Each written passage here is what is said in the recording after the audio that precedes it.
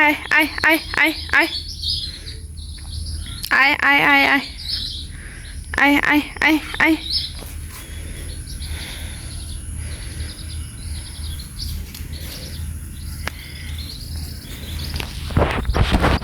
কি হয়েছে? খিদা লাগছে? খিদা লাগছে? যা হিসেবে যা, আয় আয় আয়।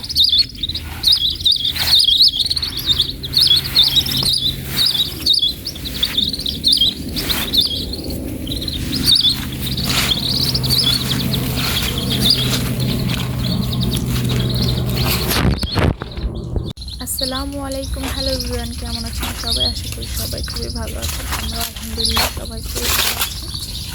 আমার বালিশগুলো আমি সকাল সকাল বাহিরে ছেড়ে দিই আর কি, একদম বাহিরে মুক্ত পরিবেশে ছেড়ে দিই, ওরা যাতে মনের আনন্দে ঘুরতে পারে, উঠতে পারে, গোসলও করতে পারে।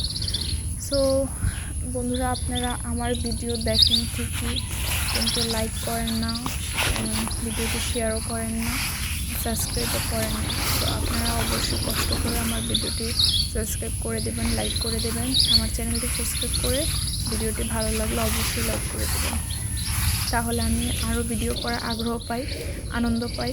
তো আপনারা যদি আমার ভিডিও দেখে চ্যানেলও সাবস্ক্রাইব না করেন, লাইকও না করেন, আমার ভিডিও বানাতে আসল কথাই ভালো লাগে না। আমার কাছে মনে হয় আপনাদের হয়তো বা আমার ভিডিও ভালো লাগে, যার কারণে আপনারা হয়তো বা লাইক করেন না। তো ভালো লাগলে অবশ্যই একটা লাইক করে দেবেন, তাহলে আমি সামনে আরও ভালো ভালো ভিডিও করব। হয়তো এখন নতুন ভালো করে ভিডিও করতে পারি না, সামনে আলহামদুলিল্লাহ সবার মতো আমিও ভিডিও করতে পারবো ইনশাল্লাহ, আপনারা যদি পাশে থাকেন। তো দেখেন, আমার কবুতরগুলো সবসময় আমার এই সিঁড়ির সাইডে দাঁড়িয়ে থাকবে আর আমাদেরকে দেখবে আর কি, আমরা কোথায় যাই না যাই। আর যখনই খালি পাবে রান্নাঘরে ঢুকে লবণ খাবে। বুঝলাম না আমি লবণ খাই কেন, কবুতর যে লবণ খায় আমি কখনোই শুনিনি। কোনো পশু পাখি যে লবণ খায় এটা আমি কবুতর না দেখলে হয়তো বুঝতাম না। সো আজকে কিন্তু বাইরে প্রচুর রোদ উঠেছে, এই 2-3 দিন প্রায় টানা বৃষ্টি ছিল, একদমই ভালো লাগে নাই, প্রকৃতিটা কেমন জানি মরা মরা হয়েছিল। আর বাচ্চা যাদের আছে তারা তো বোঝেনি, সবসময় ঘরে থাকতে হয়, বাচ্চাদেরকে নিয়ে চিল্লাচিল্লি করে বাইরে বের হওয়ার জন্য, আমার ভীষণ কষ্ট হয়।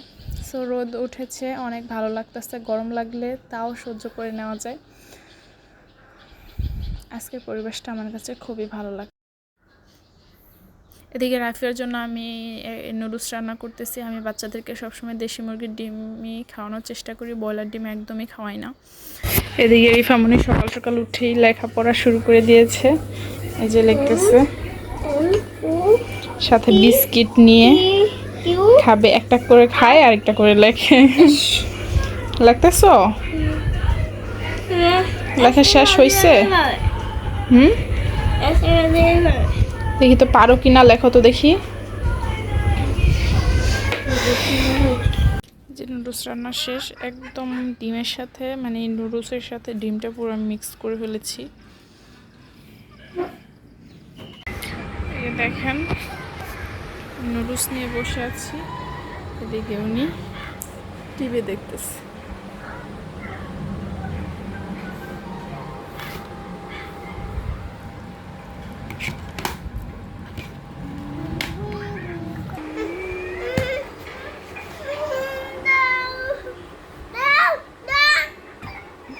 কি দেবো? তুমি ফোন দিয়ে কি করবা? এই যে তোমার এইটা ফোন, এই যে এই ফোন তোমার। আর গাছগুলোতে খুব সুন্দর ফুল ফুটছে, যেখানে আরো অনেকগুলো আছে, এগুলো খুব বড় হয়েছে, সুন্দর লাগতেছে। এদিকে বালি হাঁসগুলো খুব মজা করে গোসল করতেছে, এই যে বালি হাঁসগুলো সুন্দর করে গোসল করতেছে।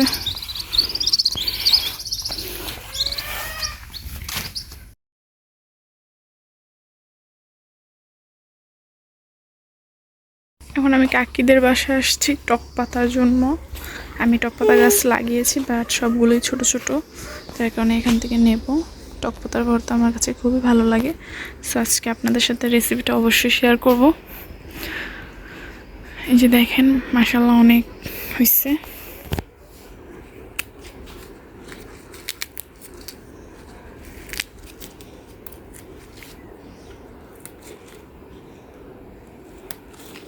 এই দেখেন আমার কোলে কিন্তু একজন আছে, যার জন্য আমি পারতে, এই যে সে আমার কোলে উঠে বসে আসে। বিডি করবো নাকি টক পাতায় ছিড়বো নাকি ওকেই রাখবো, যাই হোক ওকে নিয়ে আমি সেরতেছি এবং আপনাদের সাথে শেয়ারও করতেছি। দেখি ওকে এক জায়গায় নামাই, তারপর আমি আমার কাজটা করি। ইয়া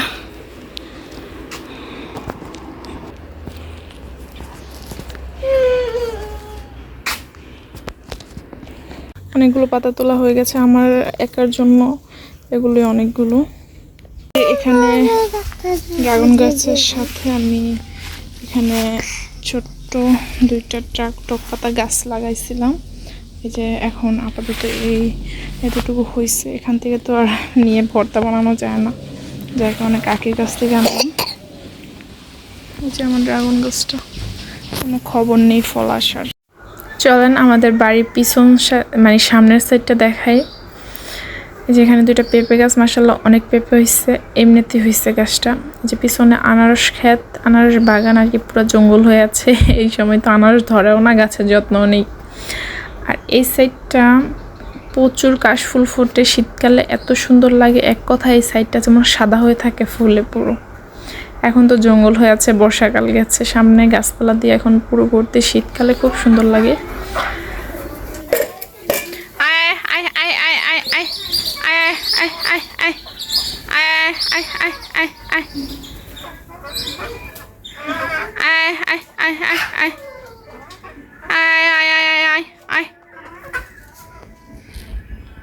কি হলো? আয়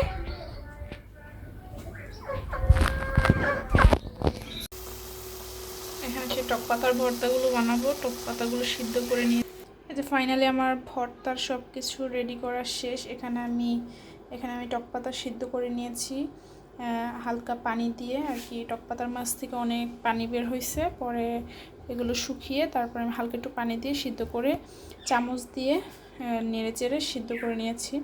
আর এখানে আমি শুকনো মরিচ ভেজে নিয়েছি, আর এখানে আমি পেঁয়াজ রসুন একসাথে ভেজে নিয়েছি।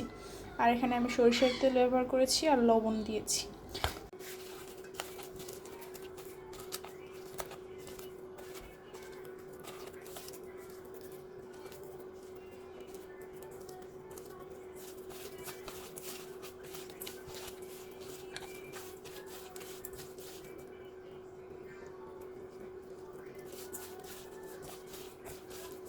আমি সুন্দর করে মেখে সবগুলো মিক্স করে নিয়েছি ভালো করে। পেস্টটা আমি মরিচগুলো একদম যদি মিক্স হয়ে যায়, এটা কিন্তু আপনারা পাটায় বেটেও করতে পারবেন, ঠিক আছে? পাটায় বেটে করলে এটা মজা লাগে, আমার কাছে এভাবে ভালো লাগে, যার কারণে আমি এভাবে করতেছি। অবশ্যই আমি সবগুলো মিশিয়ে নেব। আপনারা লবণটা নিজের স্বাদ মতো দিয়ে নেবেন। আমি লবণটা বেশি খাই, আমি ভাতের সাথে লবণটা কম নিই। আমি ভাতের সাথে লবণটা একবারে নিই না ধরতে গেলে, আমি তরকারিতে বলেন ভর্তা সব কিছুর মাঝে লবণটা বেশি দিই, যাতে আমার ভাতে কাঁচা লবণটা না লাগে। আর ভর্তাতে তো কাঁচা লবণই দেওয়া হলো, তারপরেও আমি তরকারিতেও বলেন লবণটা বেশি করে দিই, যাতে ভাতে না লাগে। সো আমার মতো এভাবে হাতে ডলে টক পাতার ভর্তা আপনারা বাসায় একবার হলো ট্রাই করে দেখবেন, এরকম কাঁচা কাঁচা কাঁচা সব কিছু দিয়ে। যেমন এই যে কী বলে, পেঁয়াজটাকে আমি ভেজে নিয়েছি, যদি আপনারা পেঁয়াজটা কাঁচা দিয়েও বানান তাও অনেক মজা লাগবে, ঠিক আছে? সুন্দর করে মথে নিলাম, টক লাগে, ঝাল ঝাল লাগে, খুব ভালো লাগে। আর হাতের ডোলে যে কোনো ভর্তা বানালে কিন্তু খুব মজা লাগে, ঠিক আছে?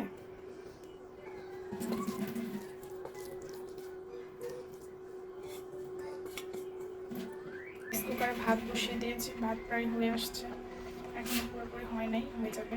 ভাত হলে আমি গরম ভাত দিয়ে খুব মজা করে খাবো, আপনাদের সাথে তো অবশ্যই শেয়ার করব, দিতে পারবো না বাট দেখাতে পারবো।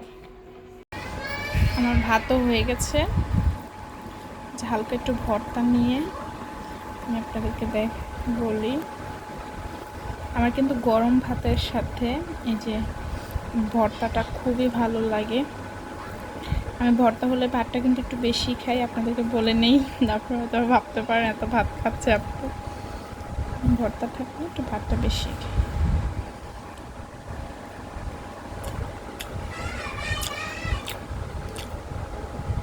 উফ, অনেক মজা হয়েছে।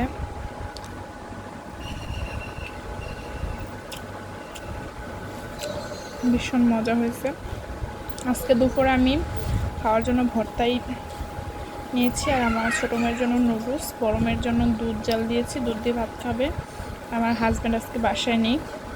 আমাদের জন্য দোয়া করবেন। আল্লাহ হাফেজ।